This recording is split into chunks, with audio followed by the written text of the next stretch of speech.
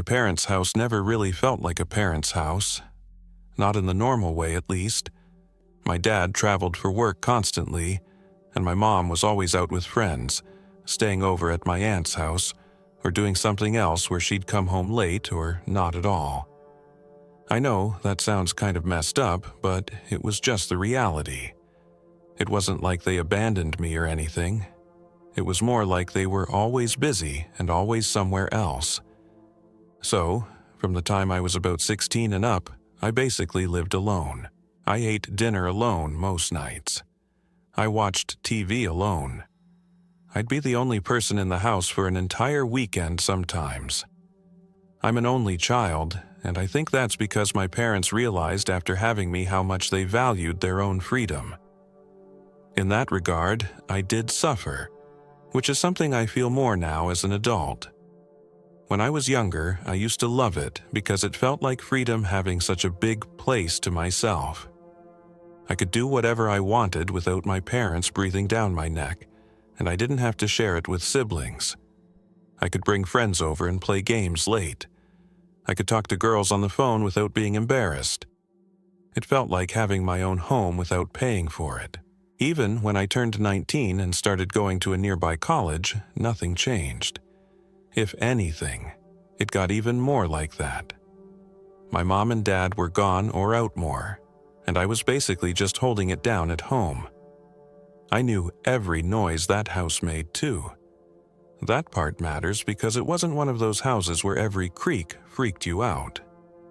It was an older but larger house, and it had its usual sounds. I always just said the damn place had character. So, this happened on a night where I knew for a fact I was going to be alone. My dad was out of town for work, and my mom had been talking all week about how she was staying at my aunt's because they were having some big family thing the next day and she didn't want to drive back late. I remember her telling me, "It's just you tonight." And I honestly didn't even care. That was normal. I told her that she didn't even have to tell me that. I made food, I watched TV, and did the usual. At around 11 o'clock, I went upstairs to my room and started watching YouTube videos in bed, something I do some nights for hours. My room was at the end of the hallway upstairs. At the top of the stairs, you'd have a small landing, and then to the right was my parents' room. Further down the hallway was the bathroom, the linen closet, and then my room at the end. I had my door open because my parents told me to keep doors open at night, more as a staying alert and listening for intruders type of thing. But I also liked hearing the house a little, like background noise. It made the whole being alone thing feel less intense. I eventually started getting tired, so I shut my laptop and just laid there scrolling on my phone. Probably an hour passed from the moment I shut my laptop to when my phone rang. It said, "No caller ID" on the screen. That was the first time I'd ever received a no caller ID phone call. I stared at it for a second. To be receiving that late at night was sketchy as hell. I ignored it, but it rang again right after, still saying no caller ID. That's what made me answer. I figured if it was someone important, they would call twice. Plus, it's just a phone call. Worst case scenario, I hang up. So, I picked up. And at first there was no noise. I got nervous that it was one of those scam calls that calls to see if a number is active to add it to some database. But then I started hearing something faint, and it took my brain a second to process what it even was. It sounded like a TV playing in the background. And what was weird was that I could also faintly hear my own TV downstairs through the door, because earlier, I guess I'd left it on in the living room. I didn't have it on loud, just on low volume as background noise. Hearing TV audio on the phone instantly made my stomach tighten. I said hello a second time to once again no response, just the TV sound. Like whoever was on the other end wasn't even trying to speak, it was just there. Then I realized something that made me sit up in bed instantly. The TV noise I was hearing through the phone wasn't random. It matched my TV downstairs like perfectly. It wasn't delayed, it was the exact same audio at the exact same moments, like it was synced.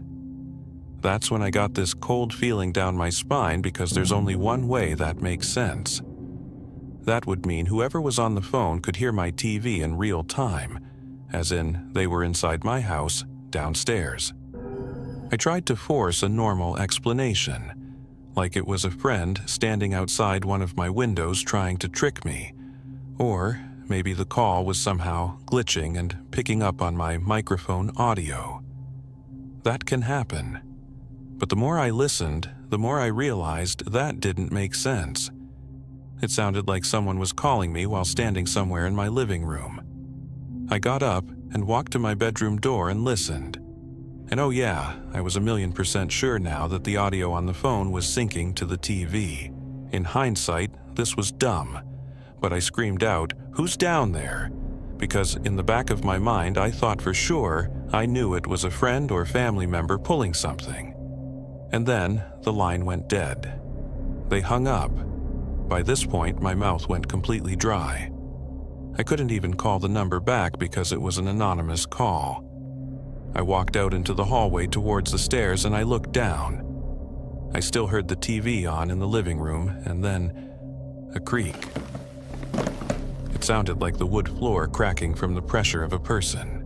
But if that didn't confirm things, the moment I heard someone clearing their throat downstairs, that's when everything instantly became 10 times more real. I could no longer lean on the glitching phone theory, even though deep down I already knew that was BS anyway. I went to my room and quietly closed and locked the door.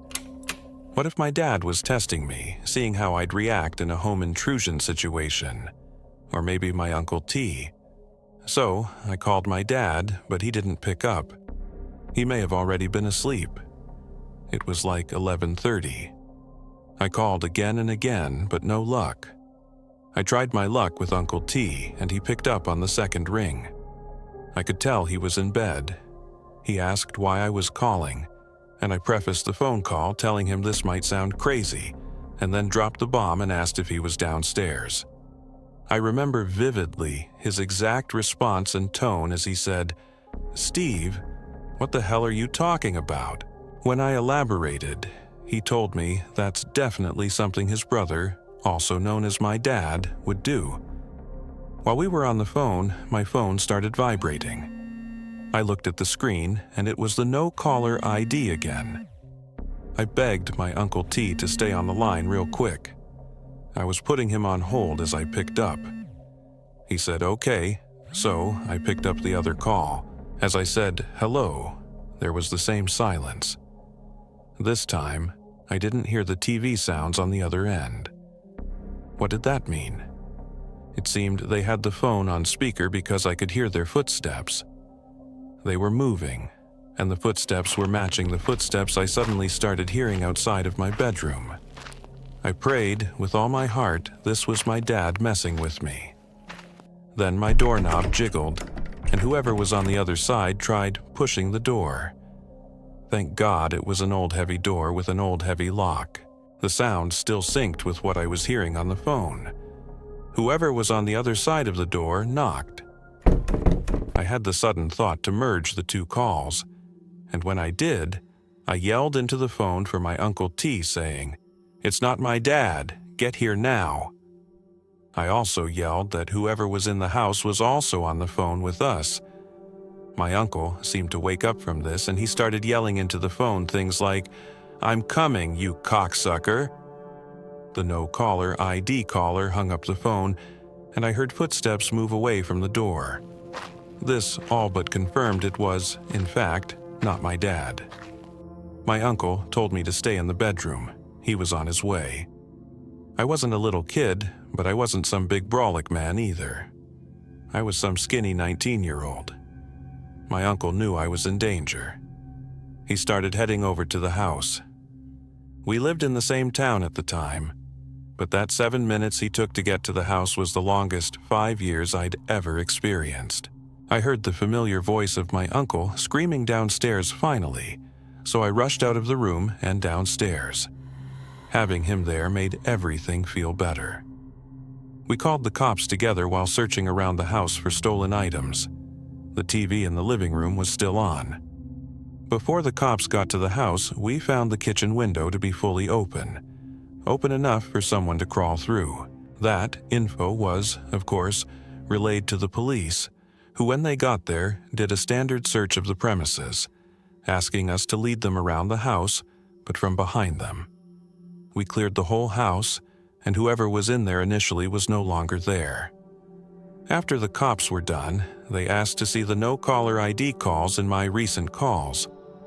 I showed them, and one of the officers told us that even though it says no caller ID, sometimes they can still request records and trace it. They said it could take a few days, but they'd get back to us. My uncle stayed over that night, which made me feel safer. We kept every light on like little kids. A few days later, one of the officers called me back. Surprisingly, the number was traced back to someone I actually knew. It was an old acquaintance from high school, not a friend or enemy, but someone who had my number and address. I hadn't seen him in years. The cops asked if I wanted to come with them while they questioned him. So, my uncle and I went, since he was there originally. When the guy's dad answered the door and saw the police, he instantly called his son down. I could see it in his son's face that he was nervous. The officer and I asked him straight up if he made those calls. He immediately said no. Then he said his phone had been stolen a few days ago at a party. The cop asked why he didn't report it stolen, and he just shrugged it off, saying he was going to get a new one anyway. The cop told him they'd follow up if needed, and that was basically it. His dad just stood there the whole time watching, but he weirdly didn't say anything. There was no big gotcha moment or arrest. That night, I couldn't stop thinking about it. The nervous look on his face when he came to the door, was it a look of guilt or a natural look anyone would have when being greeted with police? If it really was a stolen phone, that means someone stole his phone specifically to call me and break into my parents' house. And that's without a doubt scarier than if it was him.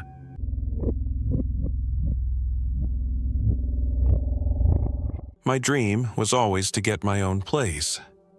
Ever since high school, I really couldn't wait to move out because I hated the environment I grew up in. My dad would always be drunk on the weekends, my mom wasn't much better, and honestly, the whole household was just a mess. As I got older and started dating, it became even more of a problem because there was no way I was bringing any girls back to that house. So, I took the first chance I could get and moved out at 19 while in college. I went to a commuter school not far from home, and since my parents wouldn't pay for me to live on campus, I spent every day on Zillow, Facebook, and Craigslist. When I finally found an affordable rental that looked promising, I went to see it immediately. The layout is important, so I'll describe it now. As you walk in, you're welcomed by an open living and dining area. Adjacent to that is the kitchen, separated by a wall. To get to the single bedroom, you go down a hallway which contains 2 closets. One I used as a pantry, and the other for storage. At the end of that hall was the bedroom. It was a generous size, easily fitting a queen-sized bed, dressers, and a TV. I was sold instantly, especially because it was budget-friendly. I moved in the following month, and life was fine. Fast forward a few months. I went out with some friends in town, and we ran into some girls we knew. I ended up taking a girl home that I'd known for a while through school, though we'd never hung out like that before. I'll just call her Sammy. We ended up drinking at my place and watching a movie, but that was really all we did. She didn't want to take things further on our first time hanging out, and I respected that. We eventually moved to the bedroom to finish the movie, and I think we both just passed out somewhere in the middle of it. The next thing I remember was waking up to footsteps out in the hallway. It was still the middle of the night. I looked to my side and realized I was alone in the bed.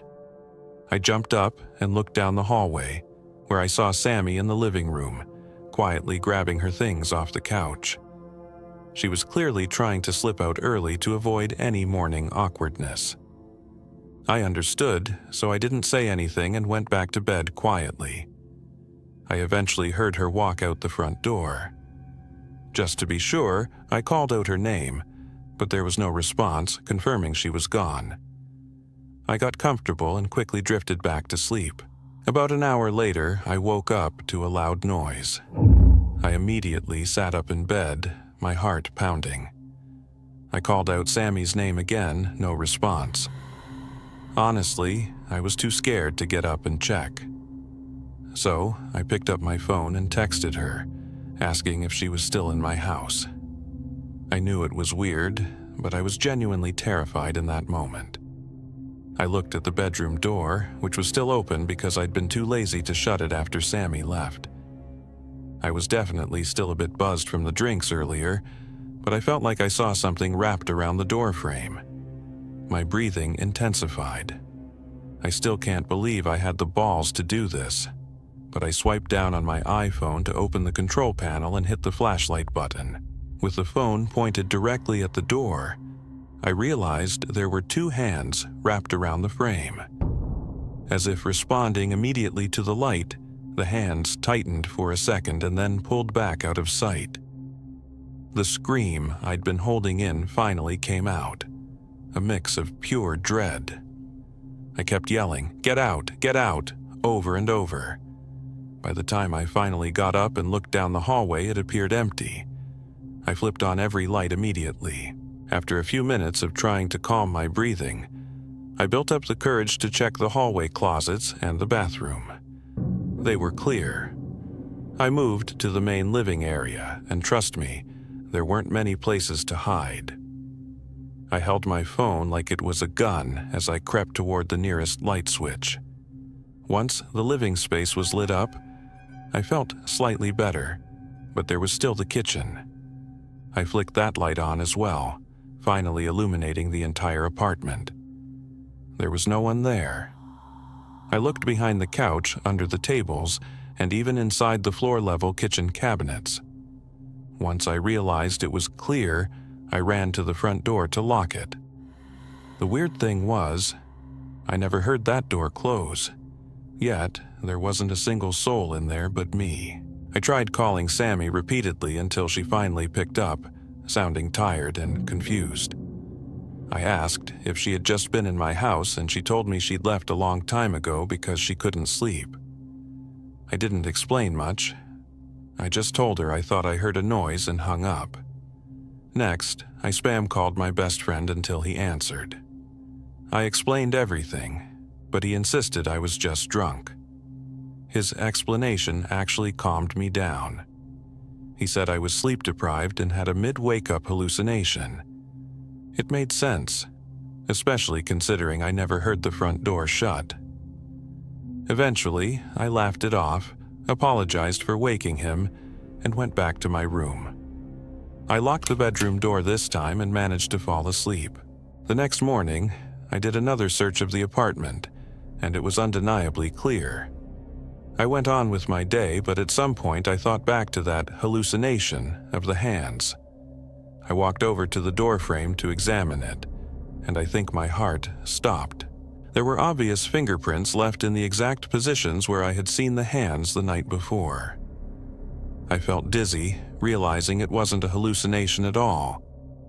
I took a picture of them, which I still have in my iCloud years later. I resorted to calling my dad for advice, and he basically called me a fool for not locking the door. He told me that since nothing was stolen and no one was there anymore, I should just take it as a valuable lesson. Honestly, as much as it sucked, nothing my dad said was untrue. I don't know who the hell came into my apartment that night, and I don't know why they chose to do the literal creepiest thing they could have possibly done. But as soon as my year-long lease was up, I moved out, upgraded to a new place, and never looked back.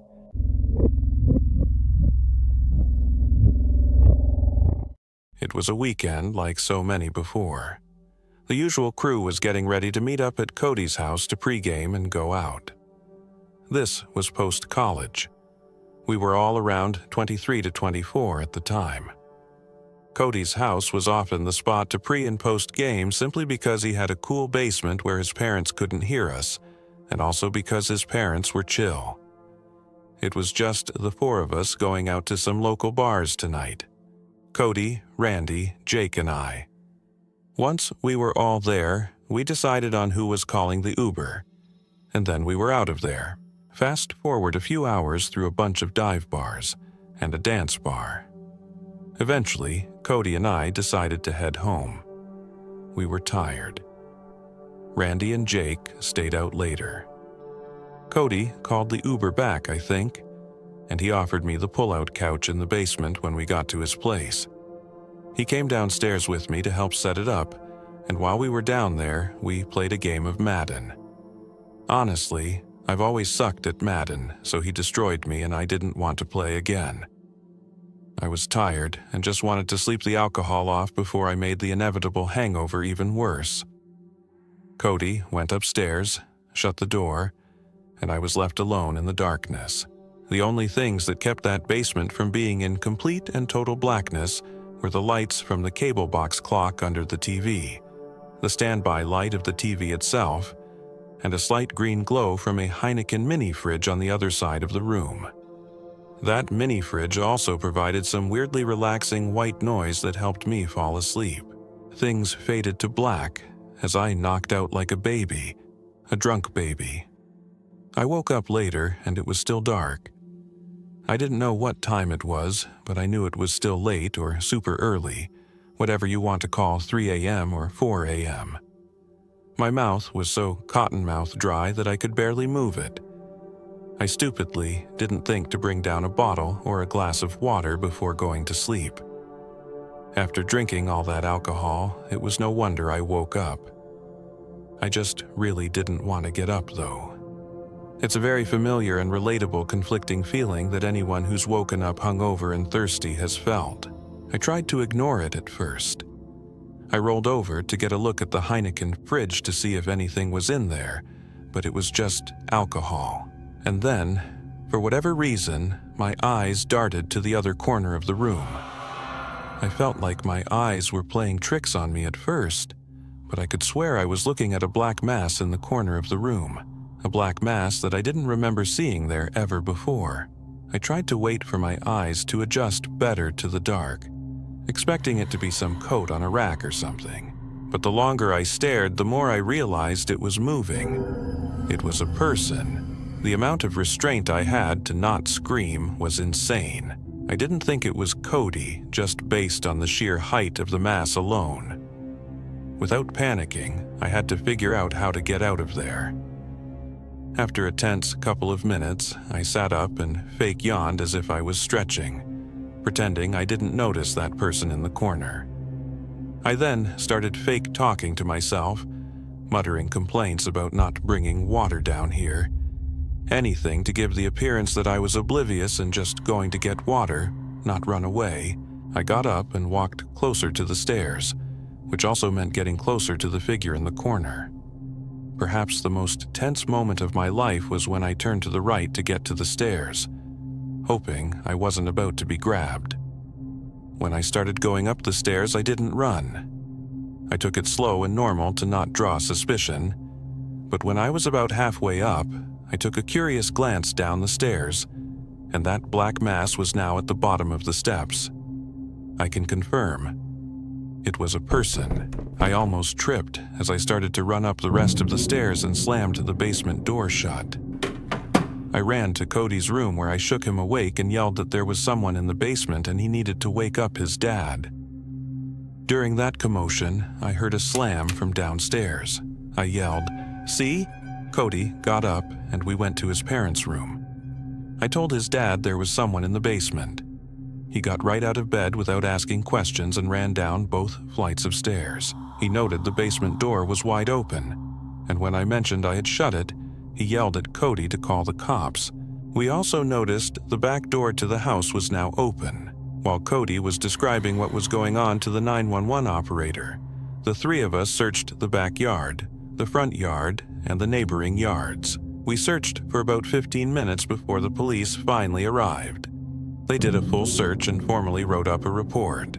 By the end of it, some neighbors were waking up and coming outside asking if everything was okay. By that point, I was sobered up, terrified, and just wanted to go home. As soon as the cops left, I talked with Cody and his family for a bit, then said goodbye and called an Uber home, refusing Cody's offer to drive me. I worried for them a bit that night, but I was not sleeping in that basement after that. In fact, I never did again. We'd still have pre-games there, but the feeling in that basement changed. I'd always glance at that corner and just think back to that night and that black mass